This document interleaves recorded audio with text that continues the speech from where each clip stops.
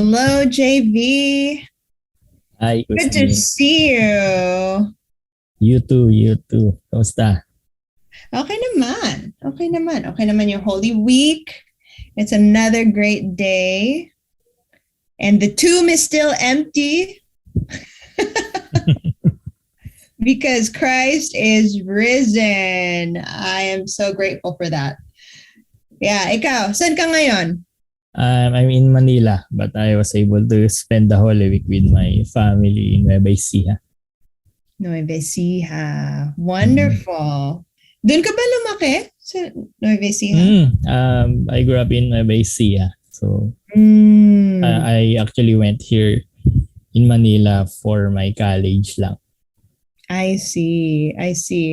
So tell us about that. Tell us a little bit about, growing up in Nueva Ecija, your family, your background. Yeah, how was that? Sure. Sige. So I grew up in a very simple family sa Nueva Ecija. My father was tricycle driver, and then my mother was a domestic helper in Hong Kong. And then after a year, umuwi na yung nanay ko kasi nami-miss niya daw ako. Aww. Only child ka lang ba? Or meron kang... I have a younger sister pero malaki yung gap namin, 9 years. Wow. Dalawa lang kayo? Dalawa lang. So ayun, okay naman, masaya. Simpleng buhay sa probinsya. And then eventually from being a tricycle driver, nakakuha yung father ko ng work sa Cavite, and then nakapag-save siya ng money, then bumili siya ng bukid, which is marami sa Nueva Ecija, yung mga rice farm. Wow. And then that's kind of how it went until high school, until nung nag-high school ako.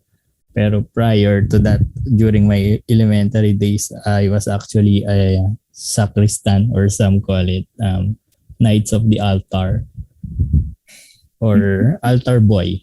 Altar boy. Yes.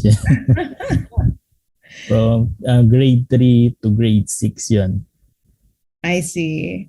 Wow. Mm-hmm.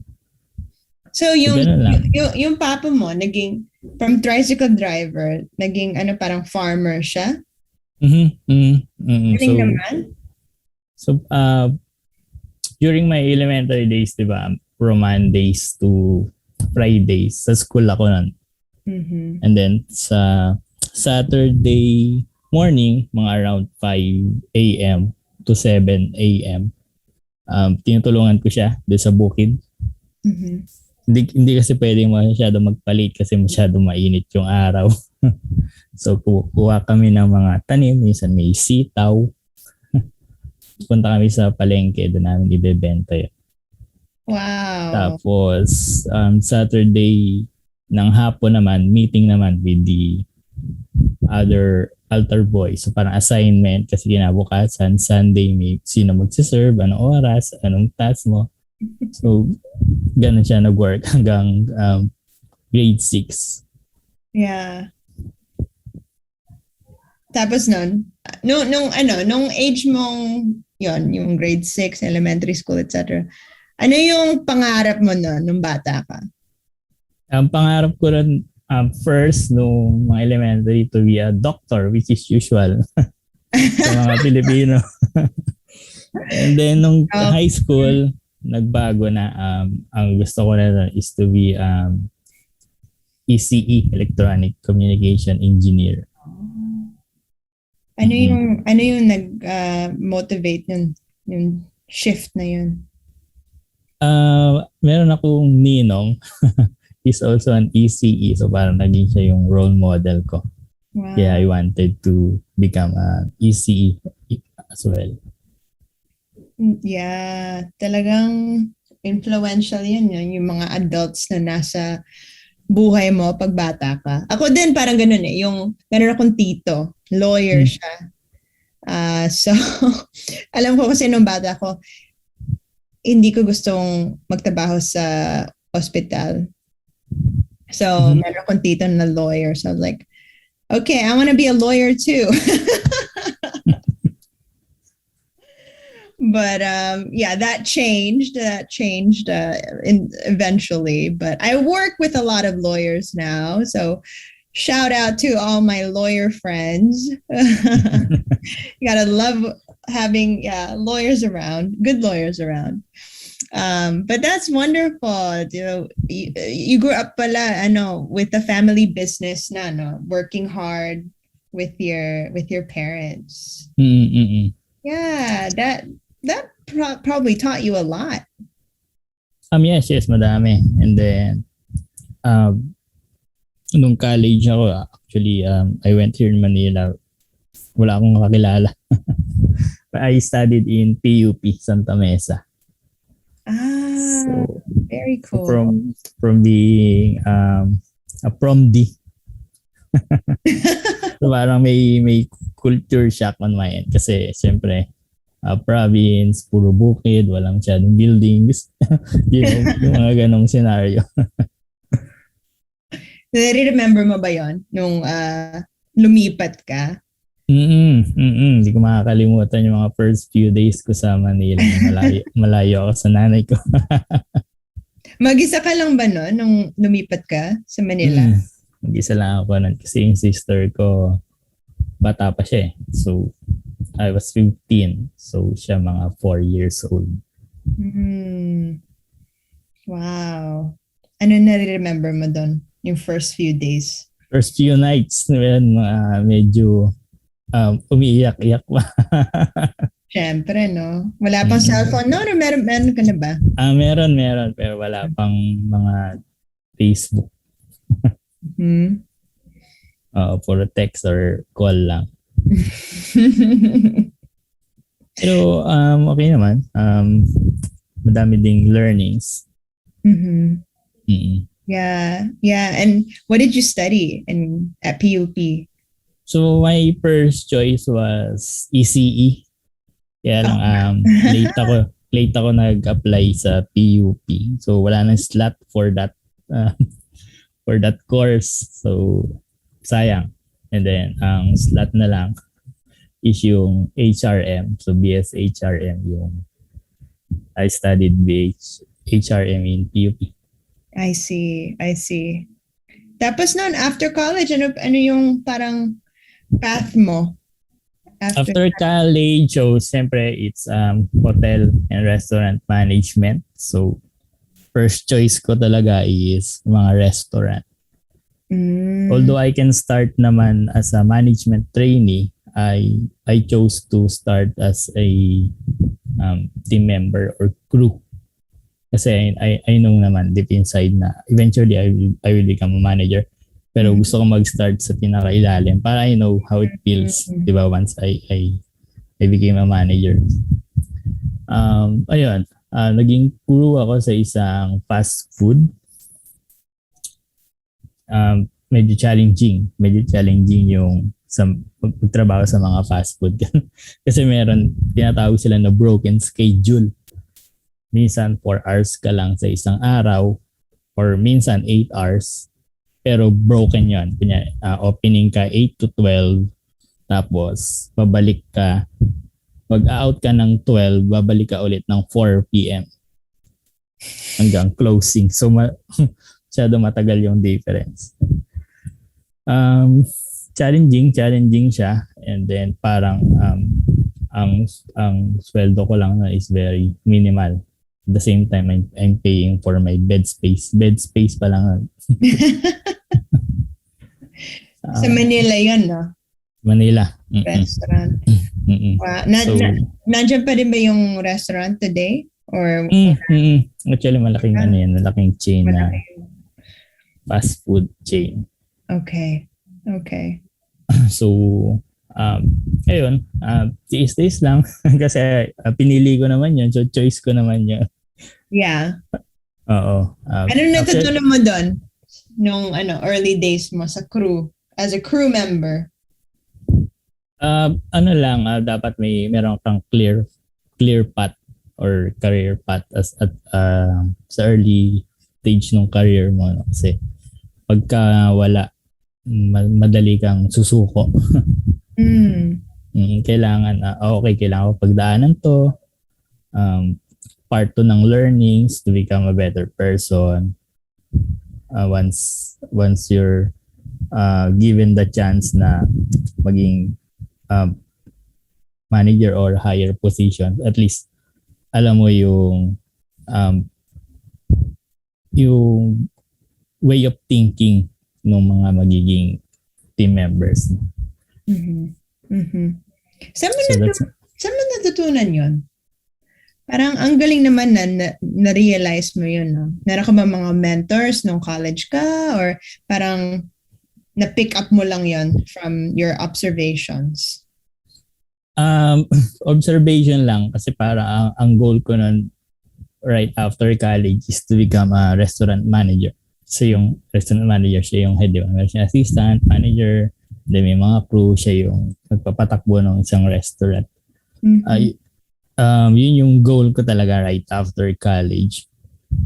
Kaya lang, since bata pa naman ako, wala namang mawawala.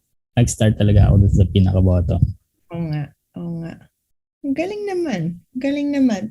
Tapos nun, ang dami pang mga ibang experiences mo, di ba? Bago ka nag-start ng sarili mong business. Yeah, tell us about that. What else did you end up with? So, sa restaurant industry, actually, I was able to achieve my my dream position as a restaurant manager.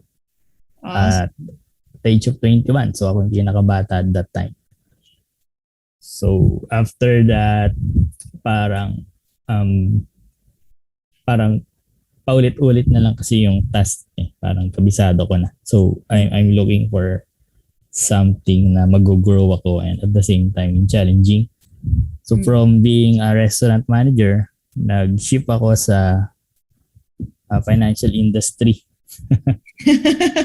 As a salesperson pa. So, from being an admin guy to a salesperson.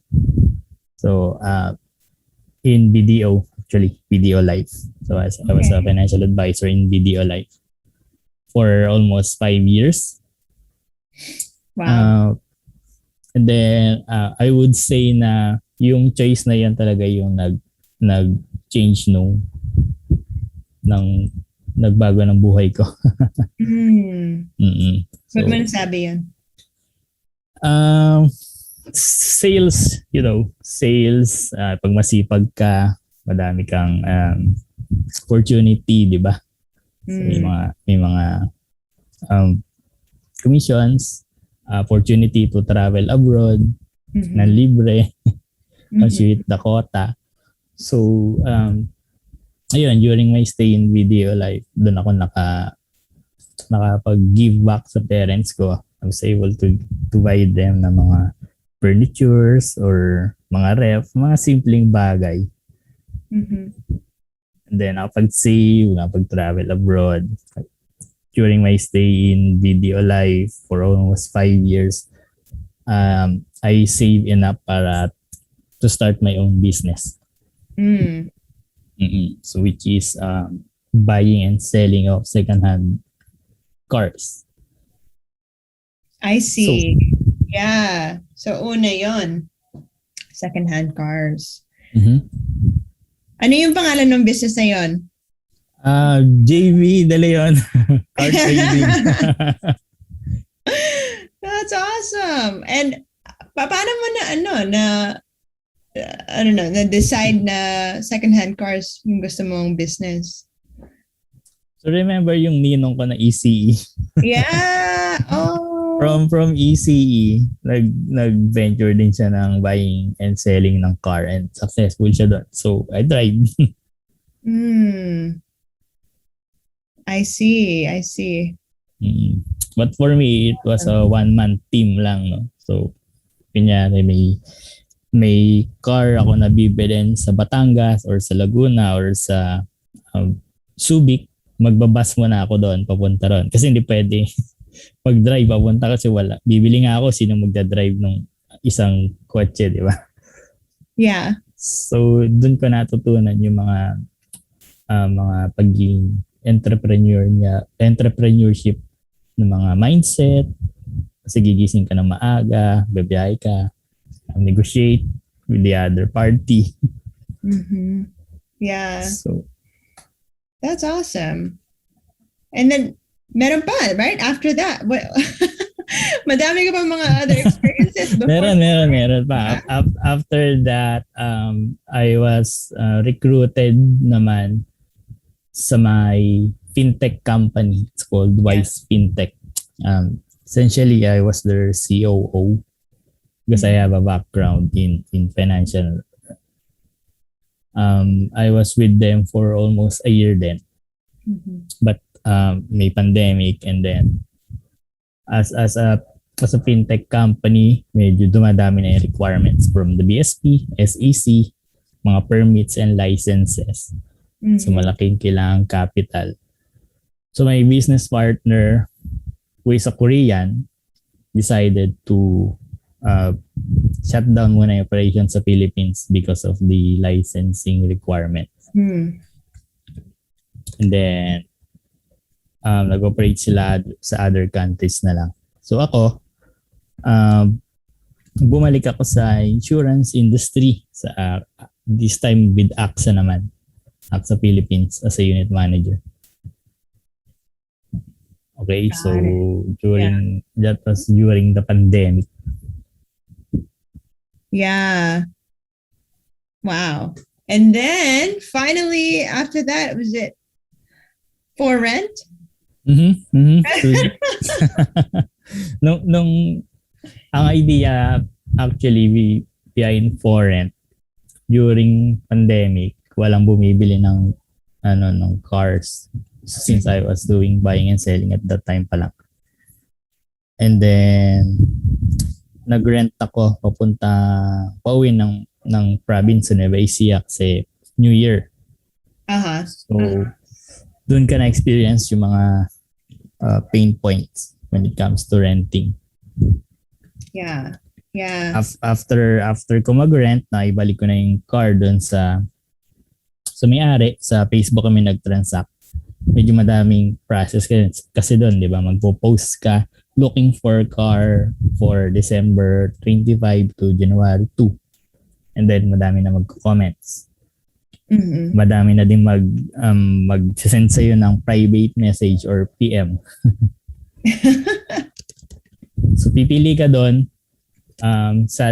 Sadly, most of them are scammers. So yung scammers, paano ba sila nag-ooperate?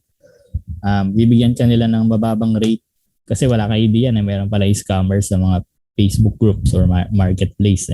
Then they will ask, sir, reserve nyo na yung 50% down payment para secure na yung kotse ninyo sa date na kailangan nyo. Then pag nagbayad ka ng 50%, so for example, 10,000 yon, bayad ka ng 5,000. Once they receive it, since scammer sila, wala na. Hindi mo na sila makukontak. So sayang yung other than dun sa payment na nawala sa'yo, yung hassle kasi 'di ba inaasahan mo na meron kang gagamitin sa araw na yun tapos biglang wala tapos maghanap ka ulit, so maraming ganyang scenario sa Facebook groups and marketplace. Right. Wow. Well, so after that, 'di ba, after that, lucky for me hindi ako naging victim, pero yun nga, yung hassle, and then after nung transactions namin, I did some research. So meron bang better way to do all of these transactions na walang scammers or walang hassle? Right. And then it turns out na wala. Then I also did some research kasi rental is a big space, hindi lang yan vehicle. Yeah. Meron ding mga vacation rentals or equipments or gowns. And same also, meron din mga scammers in different rental groups. So yeah. Talagang prevalent. So Yeah. initially, my idea behind Forent is car rental lang. Mm-hmm. And then yun nga, as I'm doing my research, sa ibang space din pala nangyayari yun. Same problem, same scenario. So sabi Yeah. ko, why not do it na lang na for all rental needs. Yeah. Yeah. What an opportunity for sure. Mm-hmm. So today, I mean, yeah, thank you for walking through your journey. It's beautiful to see looking back, growing up in the province, but I'm sure all of those experiences were helping your family with the business, right? That contributed to your growth as a leader and valuing hard work. Mm-hmm. That's amazing. And getting the opportunity to go to Manila, starting in the restaurant space to finance and sales to cars and insurance. And then all of that, God is using to position you to launch this new venture, Forent, right?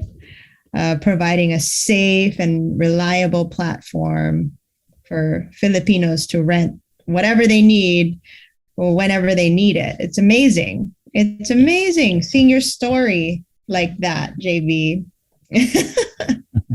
And I know, na-mention mo nga kanina, altar boy ka, and all of that. I know your faith has played a role all throughout your life. I'm curious today, yeah, at this point in your journey, who is God to you?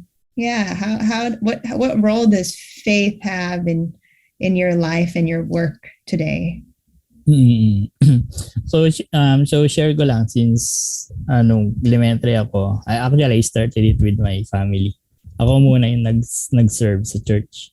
Mm-hmm. And then nung college na ako, yung father ko became parang nagsiserve na din siya sa church. As well as my mother as a lecturer, so yung mga nagbabasa ng mga salita ng Diyos during the mass. So ever since they do that, I think everything went well na.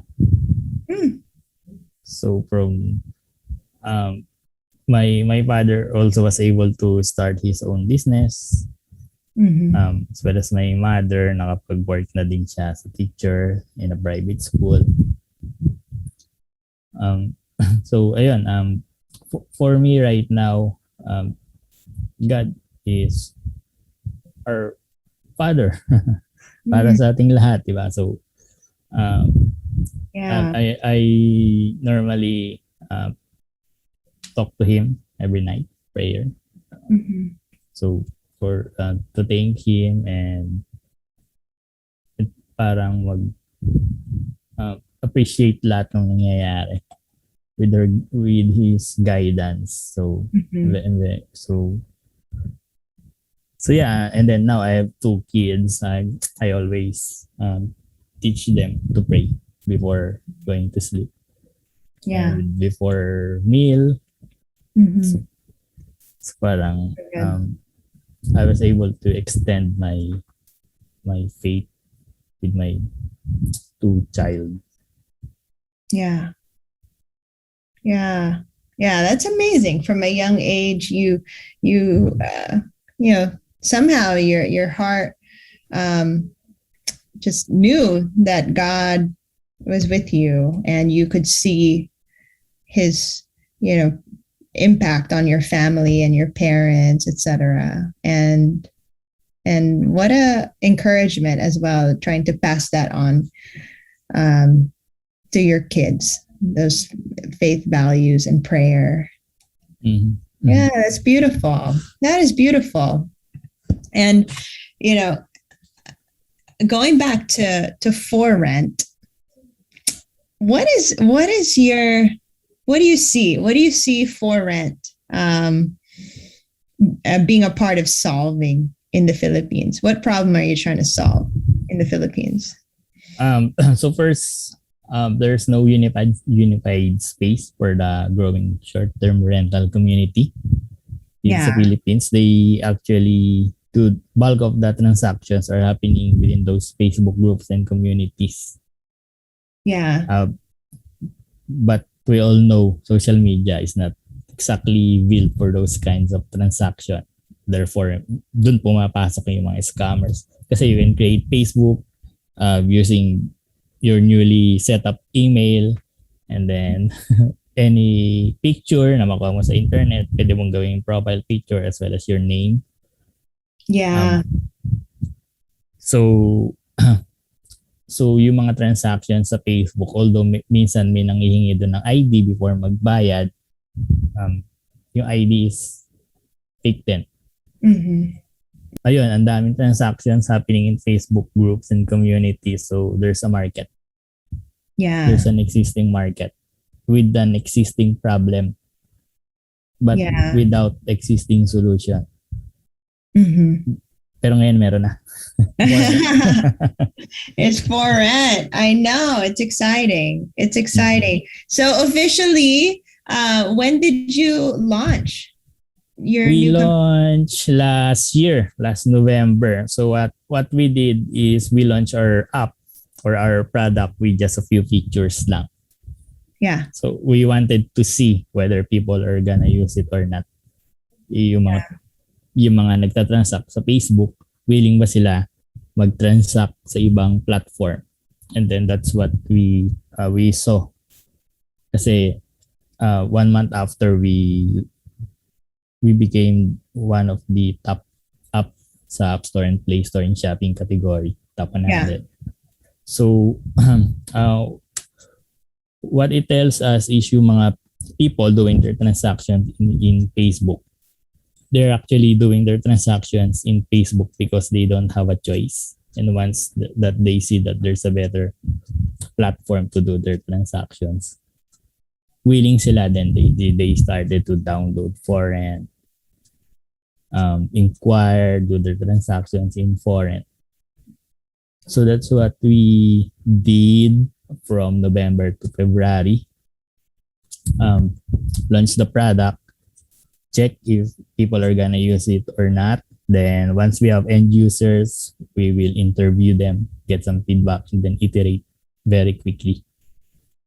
That's wonderful. So that's what we did for in November to February, and then February until now, we're focusing to onboard merchants on the supply side. Because we're a two-sided marketplace. So kailangan may laman muna yung tindahan. Syempre naman. Well, congratulations on the early success. And what are you learning? Yeah, from this new venture of yours, launching it in the middle of a pandemic.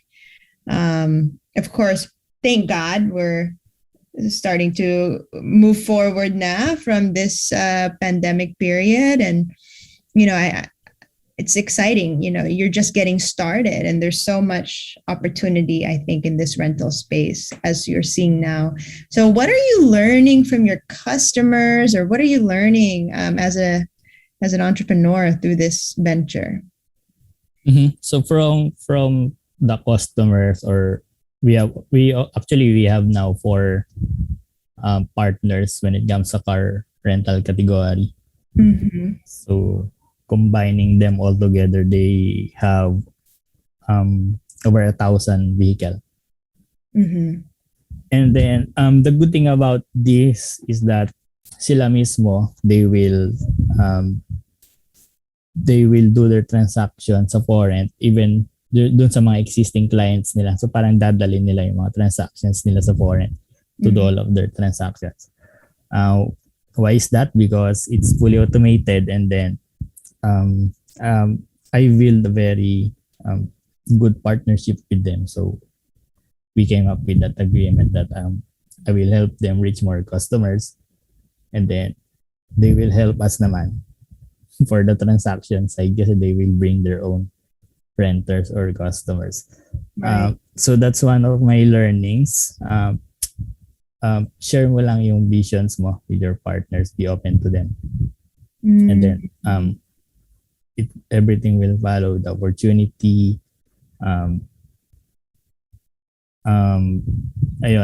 opportunity, and then yung mga transactions, yung mga gusto nilang gawin sa app na tingin nila na kailangan namin. Ay dagdag na features para mas madali sa mga renters, para mas seamless yung experience ng mga renters natin. Congratulations. Yeah. So that's my learning on the business side. On the personal side naman, initially I started it because I experienced the problem. Yes. Yun, so my learnings I think is that when you see a problem and you think more people are also experiencing those problems. So if you have a chance or the opportunity to solve those problems, do it. You don't have to start big naman. You can always start small and then hopefully you'll be able to grow.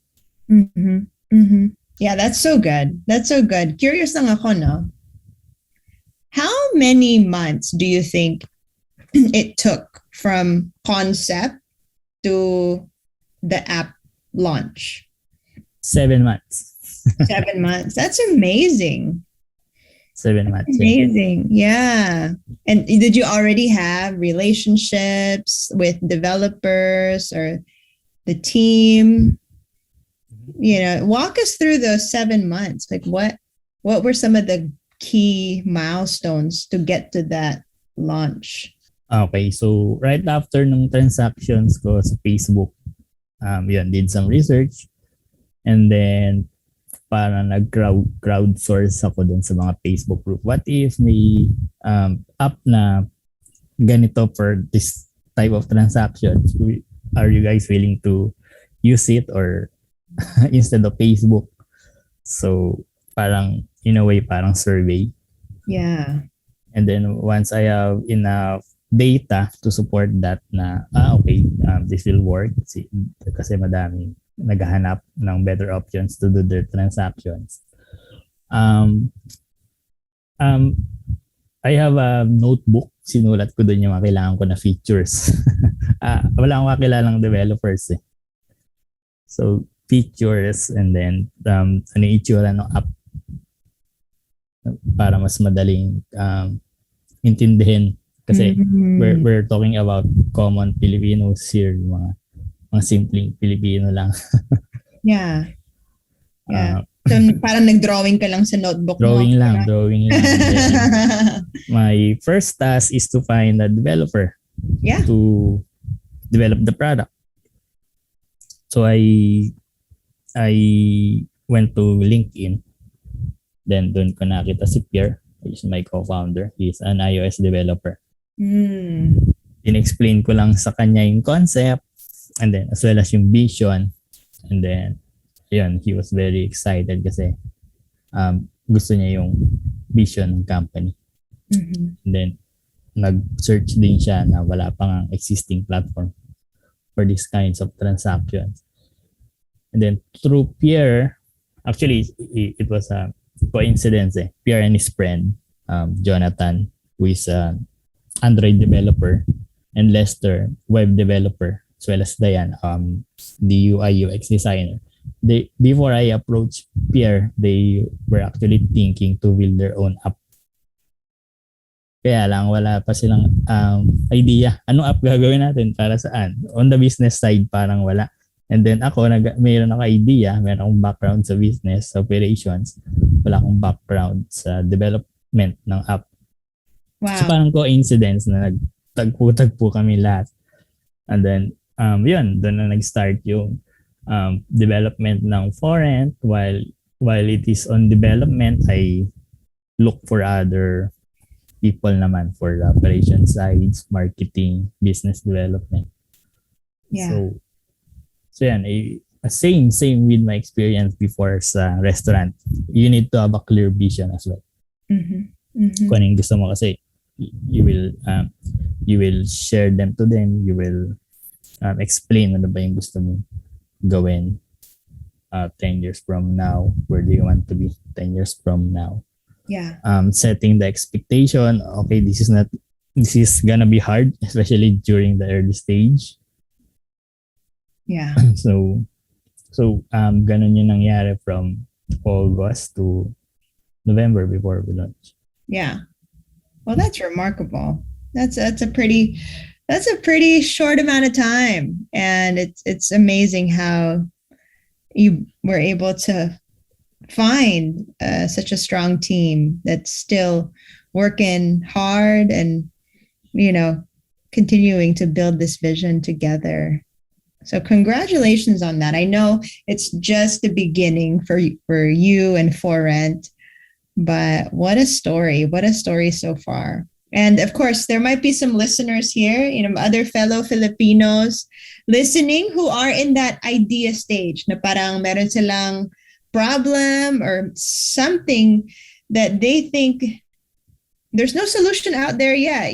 What if this were available, parang nandun pa sila sa concept stage nila. What encouragement would you give to those people in the idea stage to move them to that launch stage? So I had a client before in video. He's a very successful man. I always ask him when it comes business side kasi when I was in video, I know to myself that someday I want to be a business person or an entrepreneur. So whenever I had the chance to ask him, ang lagi niyang sagot, you can, I think everyone can relate to this, especially dun sa mga nasa idea stage pa lang or they're having doubts whether to start now or nag-iintay pa sila ng mga resources. Yung sinasabi niya sa akin, you just have to start. You don't have to start big. So, kasi if you start big, you will lose big. But if you start small, lahat ng kailangan mong gawin para mag-grow mapapagdaanan mo. So, for example, ang example niya sa akin is if you want to start a restaurant, you can start muna magbenta ng lugaw doon sa kanto. Why is that? Kasi lahat naman ng fundamentals ng restaurant nandun din sa nagbebenta ng lugaw, di ba? Bibili ka ng inventory, ang gagawin mo yun, lahat, lulutuin mo, market. So parang ganun yung idea. Same with the other wannabe na gusto mag-start ng sarili nila ng venture. I guess same with what I did. I don't have connection. I don't have a rich parent. As long as you have a clear vision and you think that you will able to help a lot of people, you can start as early as now. Marami namang you don't need money or big amount of money to start. So so I think you just have to start, and then from there you need to also be adaptable based on whatever the market is saying para mas mabilis ka makapag-adjust, then hire the right people. So good. So good. You make it sound so simple, but in many ways it is. I love your mindset, that it's been cultivated over time to have this confidence to start now. And I love that example of the lugaw. Magbenta ka lang ng lugaw dyan. It makes sense. Nandun din naman yung fundamentals. It's so true. It's so true. You don't need to overwhelm yourself with all of these, big things. Just start with that fundamental thing that you can start today or tomorrow and see what happens. See what happens. And so, again, Jayvee, thank you so much for taking the time to share your story here on the Dream Bigger Ventures podcast. Thank you for being part of our recent cohort of founders. It was such a joy to get to know you, and I look forward to seeing where the Lord takes you and Forent. Like I said, it's just the beginning, but you've been able to accomplish so much. So God bless you and your team, and can't wait to talk to you again soon. Thank you. Thank you as well, Christine, for having me and for the opportunity to be a part of Dream Bigger Ventures. Thank you very much. God Thank bless. You.